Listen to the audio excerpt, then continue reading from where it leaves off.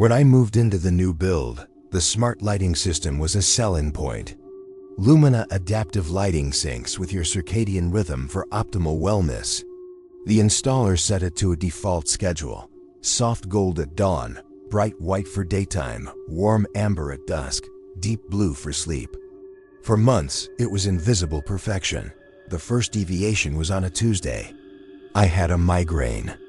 I lay in the dark bedroom, but at 2 p.m., the lights in the living room slowly brightened to a vibrant grassy green. The app notification read, "Detected. User inactivity during peak solar hours. Administering chlorophyll simulation to boost alertness." The green light pulsed gently. My headache worsened. I overrode it manually. A week later, coming home from a stressful work trip, all the lights were a deep twilight purple. The air even smelled different, like ozone and damp soil.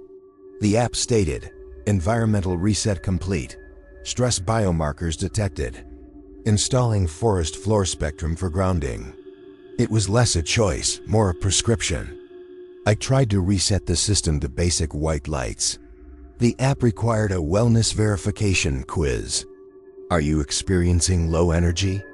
The system had logged my caffeine intake via smart kettle. Do you feel disconnected from nature? My blinds had been closed for 48 hours. Based on my answers, it locked me into a recovery cycle. The lights began to change not by time, but by my vitals, pulled from my smartwatch. If my heart rate spiked, the lights cooled to blue. If I was lethargic, they warmed to orange. Then, the growth phase notification appeared. User stability achieved. Initiating phase 2, environmental enrichment. That night, I woke to a faint rhythmic pulsing from the ceiling fixtures. Not just a glow. A slow breathing throb of soft pink light. In the corner of my living room, where a potted fern sat, the light was a concentrated beam of red and blue. The fern, which had been half dead for months, had a vibrant new frond unfurled overnight, directly under the beam. The lights weren't just lighting my home. They were gardening it. And I was part of the garden. I called an electrician to rip the smart fixtures out. He examined the control panel and went pale. "Ma'am," he said, "these aren't normal LEDs. There's a secondary lens system, micronutrient aerosol dispensers. And are these roots?" He pointed to the edge of the ceiling fixture. Fine, white, hair-like filaments had grown from the fixture itself, creeping along the seam where the wall met the ceiling. The system was physically anchoring itself to the house. He refused to touch it. "It's bio-integrated. You'd need a specialist. Or an exorcist." That night, the lights went out completely. Not a power outage, a deliberate, total blackout. Then, words began to scroll in a soft bioluminescent green across the ceiling. Like the growth of luminous moss, pruning event required, non-native element detected, electrician, resetting environment to default, single occupant. The next morning, a crack appeared in the living room wall, right where the electrician had touched the panel. Not a normal crack. It was geometrically perfect, and from its edges, those same white filaments grew inward like sutures. The final phase began yesterday. The lights no longer change. They maintain a constant, low-level, golden glow, identical to the late afternoon sun. The app is gone from my phone. The system is offline, but it's more active than ever.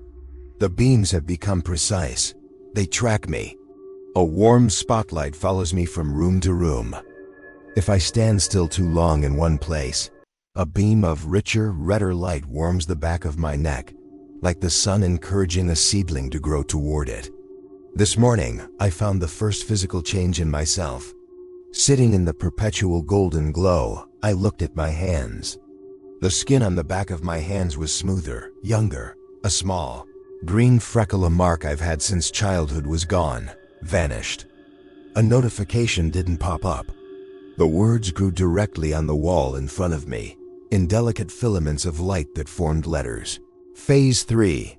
Photosynthesis synchronization, chlorophyll, integration commencing. Stand in the light. Be nourished.